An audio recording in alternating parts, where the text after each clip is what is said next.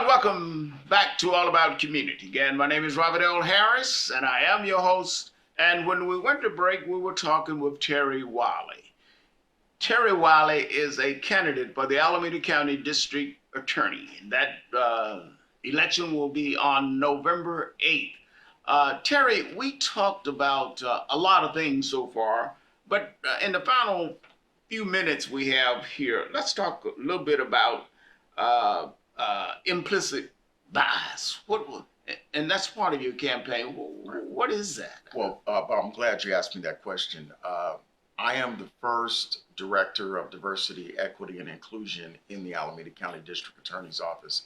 And one of the things I was asked to do was to put together a program that addressed implicit bias within the District Attorney's Office. Because, you see, we all have implicit biases. I have an implicit bias. Bob, you have implicit biases. None that I'm going to admit, but go ahead. Well, you know, it's very important that the District Attorney's Office, more than any other, address implicit biases, because we make decisions every day that impact a person's liberty or whether a person can walk free among us. And if so you mean when you're getting ready to charge a person, implicit bias can play a role in that? Absolutely.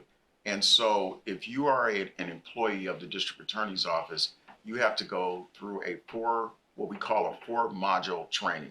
The first module addresses the science of implicit bias, and it shows you how the science of implicit bias works, and the fact that we all have implicit biases. But we think module 2 is the most important one, because it gives you a historical perspective of why we have implicit biases, and we focus on the policy of redlining. And we use Oakland as one example where we show our employees how in the 1920s and the 1930s, there were official government policies of redlining. Absolutely, and matter of fact, there was a book written on that. I forget the name. Matter of fact, he's somewhere in the East Bay here that wrote a book on that.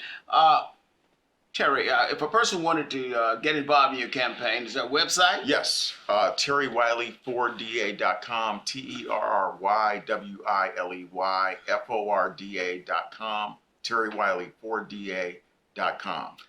Now look in that camera and tell our viewers precisely why it is so important for them to elect you as the next District Attorney of Alameda County. Well, you know, there's a reason why civil rights attorneys like John Burris, Benjamin Crump, and Lonita Baker have endorsed my candidacy, because I have a record of being fair.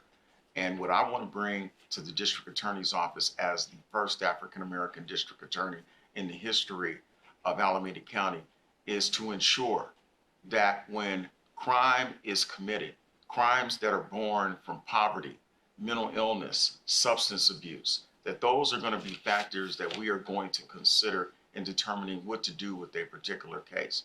Because it is those cases that make up about 70% of the cases that we see coming through the system. And that's a good reason to vote for Terry Wiley, Alameda County District Attorney, on November 8th. Unfortunately, we have run out of time. And don't touch that remote, because our next guest will be Michelle Phillips. She is the Inspector General right here in Oakland, I believe in the Oakland Police Department. So we're going to have a lot of fun talking with her. So don't touch that remote. We will be right back. And Terry, thank you for being my guest on All About Community. My pleasure. Again, my name is Robert L. Harris. We will be right back with All About Community, segment 2.